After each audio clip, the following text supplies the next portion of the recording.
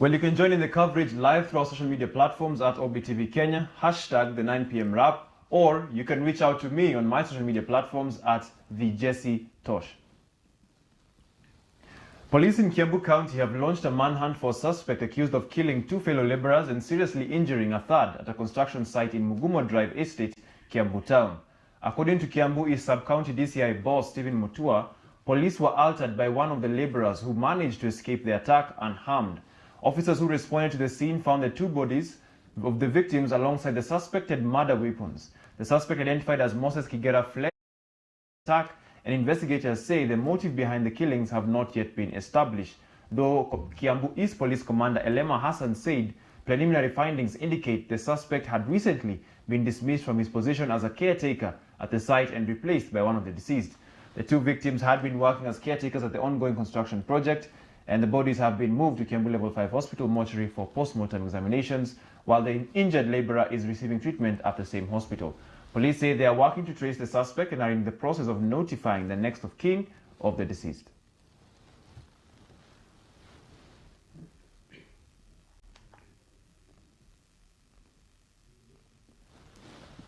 Five people are reported dead after a gold mine collapsed on Tuesday evening in the Kilima Pesa area of Transmara, Narok County, with rescue operations ongoing to reach several others still trapped underground.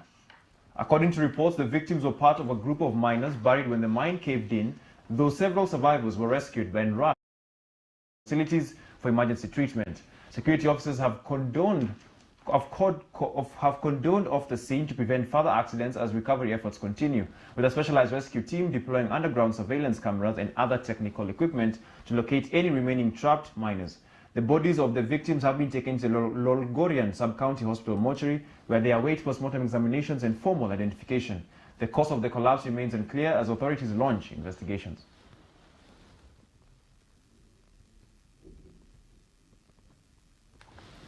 Coast Regional Police Commander Ali Nuno has warned politicians against sponsoring violence through hired goons, saying any leader found using criminal gang risks losing their government security.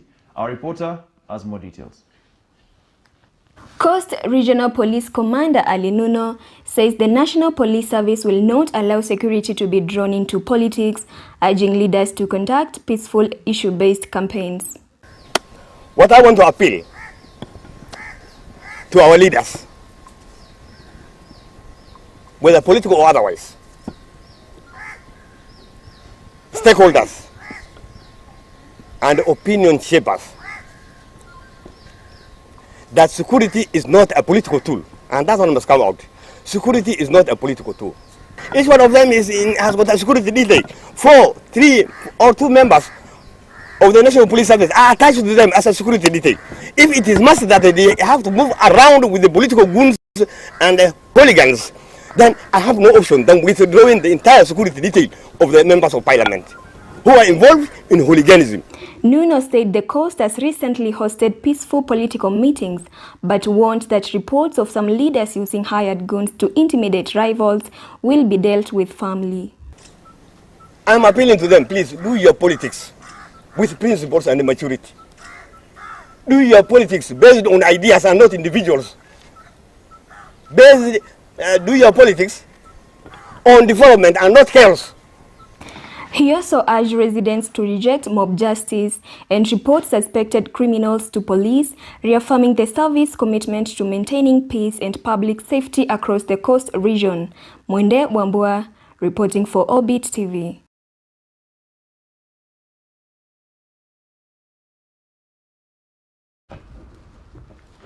A multi-agency security team along the coast has escalated its crackdown on drug trafficking following the interception of a suspect attempting to smuggle cocaine to Dubai.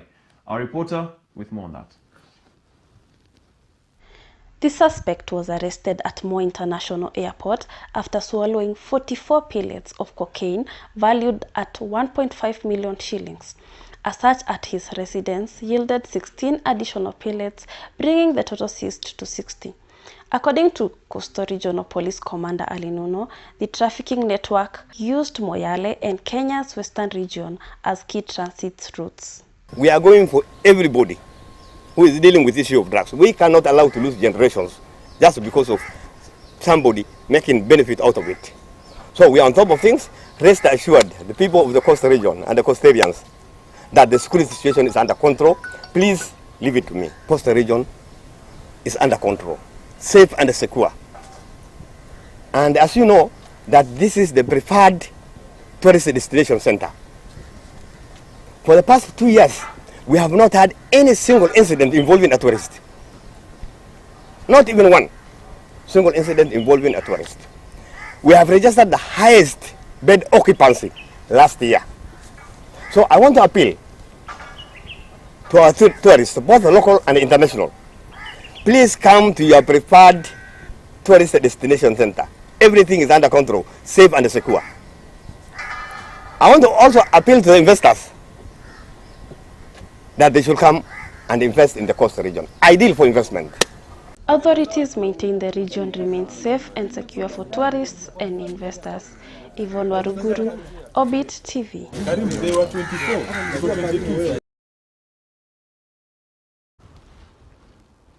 The Malindi Deputy County Commissioner has issued a warning to residents against affiliating with rogue religious groups, cautioning that some outfits operating in the area show signs of extremist teachings similar to those linked to the past tragedies in the region. Speaking to residents, the DCC urged the public to remain vigilant and report any religious groupings promoting isolation from family or teaching. He warned the warning comes as authorities across the coast region continue to tighten oversight of religious institutions following the Shakahola massacre, in which more than 400 followers of a Malindi-based cult themselves by their leader. Yetu kama serikali ni kuambia wananchi kwamba ni vizuri kukuwa makini. Vizuri kukuwa makini, especially mambo ya kidini. Sababu tunajua kwamba dini inaweza kujenga na pia inaweza potosha kama haifuati ile mikakati ambayo inafaa. Ukipata dini ambayo inafundisha watu mambo ambayo hayaambatani na kijamii ama mambo ya kupotosha, ni hatari. So letu ni kuambia watu ya Shakahola, Malindi na Kenya kwa jumla kwamba ni vizuri pia kuangalia historia ya hiyo dhehebu na kujua ni mambo gani wanafundisha. The Law Society of Kenya says its nationwide lawyers' boycott of court proceedings does not amount to a complete withdrawal from all cases, with advocates still permitted to appear in court under specific exceptional circumstances. Speaking during an interview on NTV on Wednesday, LSK President said matters involving interim orders and criminal cases requiring an arrested person to be presented in court within 24 hours, as mandated under the Article 49 of the Constitution, fall under the expectations. They explained that in such cases, individual lawyers will determine whether to appear for plea taking or leave clients to engage the court on their own, describing these as the special exceptional circumstances where advocates will attend.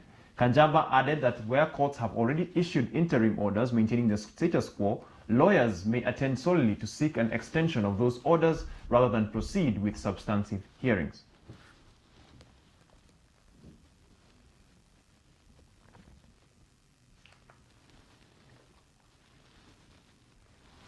The Ethics and Anti-Corruption Commission has arrested a senior principal magistrate and a principal probation officer attached to Kangema Law Courts over alleged bribery. EACC says the two were arrested during a sting operation after allegedly soliciting money from a litigant in exchange for influencing the outcome of a criminal case through a favorable probation report. The suspects were apprehended while allegedly receiving 150,000 shillings and are being held as investigations continue. The Commission says it remains committed to fighting corruption in public service.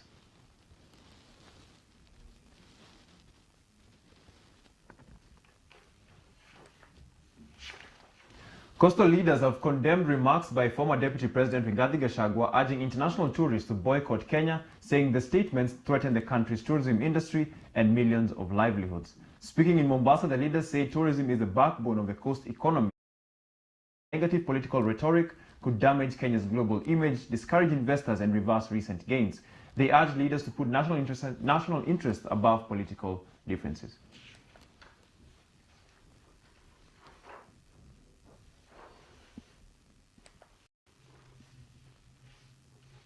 Ukisema watalii wasije Kenya, wanaathiri pwani.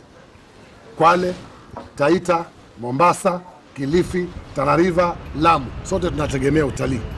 Taita Taveta, sote tunategemea utalii. Tayari tuko na mradi mkubwa ambao anze mambo ya mafuta pale Lamu. Ukituambia wewe kwamba hutaki wawekezaji waje Kenya na watalii wasije Kenya, sisi watu wa Kilifi, na hii na muonyesho binafsi alionao. Sijamsikia kwa mtasari wake akisema kuanzia sasa kahawa isiende nje tena, chai isiende nje tena, kwa sababu chai inatoka kwao, lakini utalii usije kwa sababu unaathiri mtu wa pwani. Sasa nataka kumwambia Gachagua, kama wewe siasa yako umeibase na hiyo kupenda kwenu mpaka kahawa na chai iuzwe, lakini wapwani wasipate utalii, vijana wetu wafutwe kazi, alafu wanataka kuzunguka hii pwani, wewe tafuta biashara nyingine, kwa sababu sisi kama viongozi hataruhusu. Sisi tunategemea utalii. Well, let's take a short commercial break, but remember to buckle up. We'll be back with more.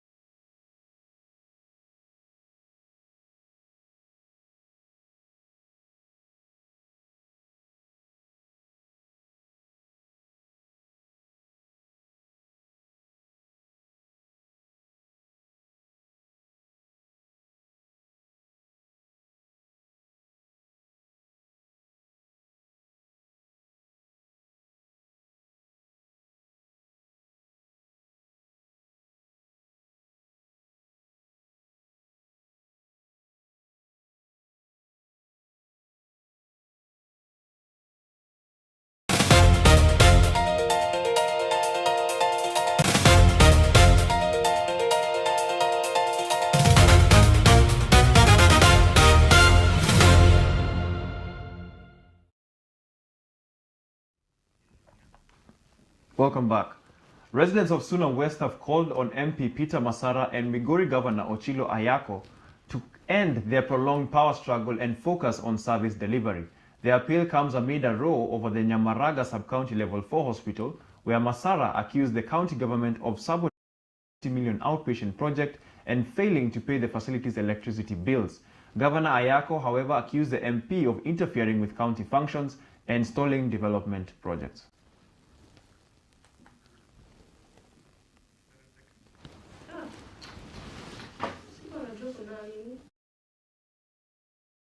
We want them to do things that as leaders who are elected, if there's something, they should sit down and do what is right for the people. They talk and then they reach the amicable solution instead of now bringing the side source in front of the wananchi. It is now telling us that it is lack of the maturity of leadership, all those people who doesn't know their roles. These people are having the coverage, all the insurance that are taking them even abroad. Yet we cannot go abroad for such treatment because we don't have that coverage. So I'm saying that they should leave this project to go on instead of now killing it. Because if it is not, it cannot work. We are the people who are going to die.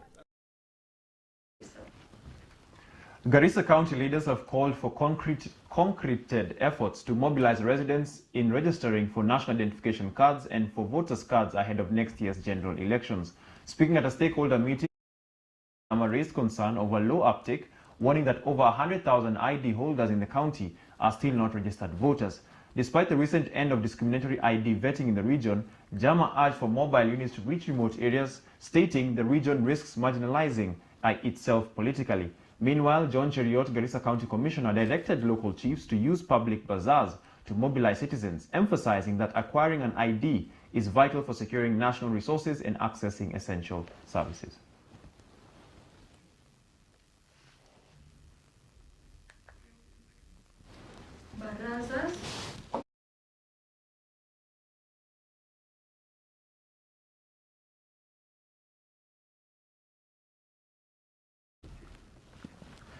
The government has stepped up its crackdown on vapes and shisha, citing a sharp rise in respiratory diseases. Speaking in Thika after inspecting over 17,000 suspected counterfeit cigarettes, Public Health Secretary Mary Muthoni said the Ministry of Health is targeting illegal imports, sales and use of products smuggled through neighboring countries. She warned that untested and unregulated vapes and shisha pose serious health risks and vowed that all counterfeit products found will be destroyed and those responsible prosecuted. Health officials say this is part of a broader push to curb illicit tobacco trade and protect public health over commercial interest. On the other hand, the Kenya Revenue Authority has also launched its own probe into tax violations on the consignments.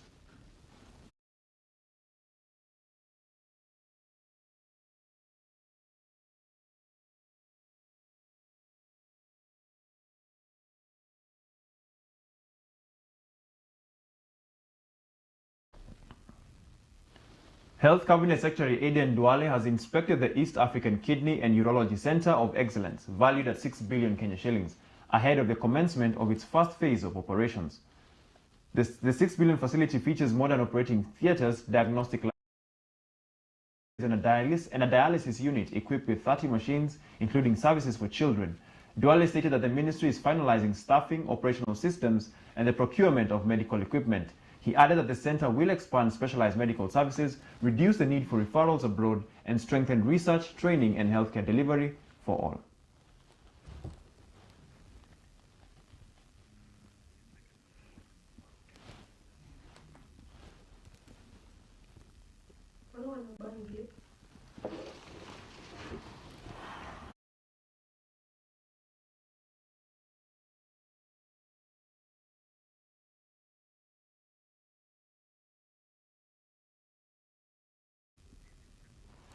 More than 40 people have been abducted by armed bandits in northwestern Nigeria following attacks on 11 villages in Zamfara state.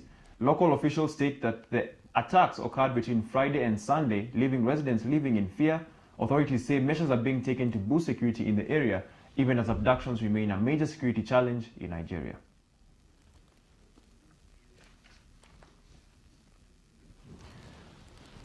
Tea farmers in the country may receive only a small bonus this year after the Kenya Tea Development Agency expressed concerns over declining demand for Kenyan tea in the international market. KTDA Chairman Enos Njeru stated the 8% export levy has increased the cost of Kenyan tea, causing some international buyers to reduce or halt their purchases. He is now calling on the government to scrap the levy in order to protect farmers' earnings and restore the competitiveness of Kenyan tea.